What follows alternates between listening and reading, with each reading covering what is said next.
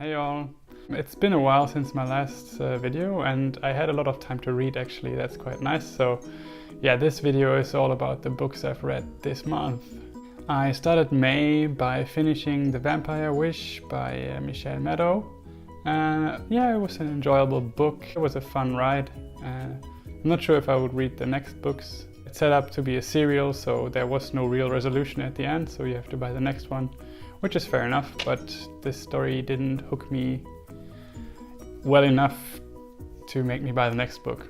The next book I read was a short one, a short ebook by Nick Stevenson, who's a self-published author and coach who wrote a book called The Reader Magnet, which is about effective book marketing. So if you're an author like me, you want to position yourself better and market your books better. And he does that by giving away one book for free as the Reader Magnet. He explains how to do that in his short ebook, which you can actually get for free on his website. It's quite insightful. I never thought about this strategy. I mean, I don't have that much or that many books out yet, or no books out yet at all in English, to be fair. But it's a good strategy to have in mind even when you're starting out, because if you're already thinking about writing a novella or a short novel that you are going to give away for free, you can already start thinking, if you're writing in a series, how am I going to do that with a Reader Magnet and how am I going to find new readers? So if you're an author and interested in how to sell more books, I can recommend Nick Stevenson's free online course and the ebook. It's quite good. It gives you a good overview of his method and you can see if it's something for you. The next book I've read was my own draft. I wrote a short paranormal young adult novel. It's about 50k, so it's not that long. And I finished the draft early in May as well. So I had to reread the whole novel, of course. And it was a quite painful experience because I found out that there's a lot of things wrong with it, but I'm on my way to fix it, even though I get quite frustrated with my writing sometimes. But that's how it is, I guess, and I will fix it for sure. This brings me to the next book I've read to prepare for further editing and story structure. It's called Story Engineering by Larry Brooks, and it has been called the Bible of storytelling and novel writing. And I have to agree, it's like one of the best books I've read on writing, and especially writing a novel so far.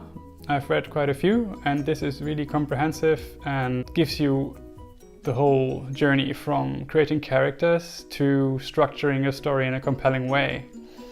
So it's a long book, but it gives you everything you need to write a good story. I can highly recommend that book for you. The second book on storytelling I read is The Story Grid by Sean Coyle. Is that his name? I forgot his name. He's the editor of Steven Pressfield, and in his book he lays out his method of analyzing a story as to if it works or not. And he has this story grid and the foolscap method, which are two strategies you can use to analyze the story on the structure and the changes the character goes through. So you can go really deep into the structure of your story and see if all the plot points are there you need, if the scenes are written in a way that they should, so that every scene moves the story forward and brings a value shift in the characters or the plot. And I'm also going to try to use that method to plan my next book, even though he says you shouldn't necessarily use it as a planning tool, but I might try anyway. At least the foolscap method, it's like you have one page of legal paper where you map out the main points of your story, and then you can go from there, which I will definitely do. It's a really awesome method. So I can recommend that book too. If you don't want to buy the book, you can also find all the articles on his blog called storygrid.com, I think. But I like to have it all comprehensive in one book, so I bought the book on Amazon. It used to be free, I think, he says it in the preface, but whatever. I bought it. He offers a lot of value, so why not give the man some money for his knowledge and wisdom. I also discovered recently that I can actually work and listen to audiobooks at the same time. Don't tell my boss. But yeah, I got the Swedish version of Audible, which is called Storytel, and it's actually a bit better than Audible, I think. I mean, I don't have Audible, but from what I've read and when I look at the offers they have, because with Storytel you can put as many books as you want on your bookshelf and also listen to as many books as you want at the same time, so you don't have to choose one book you listen to, and you can just skip books and listen to multiple books at the same time. So anyway, I started listening to the short novel collection by Joe Hill called Strange Weather. And this is actually the first time I read something by Joe Hill, who is the oldest son of Stephen King. And I'm falling in love with his writing. I think he's becoming my favorite author. Now I bought everything I could get my hands on from him and will start reading that soon. Strange Weather is a collection of 4 shorter novels.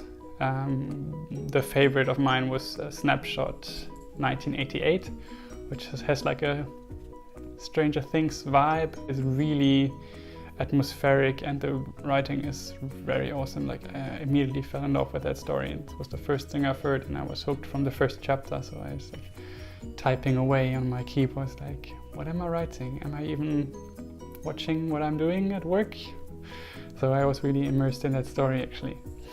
So I can highly recommend that too. That audiobook app, there was also another short story collection by... So yeah, that was about it for me, what I've been reading this month. And the next video I will do is about what I'm gonna read next month. And I can already promise you, it will contain a lot of Joe Hill.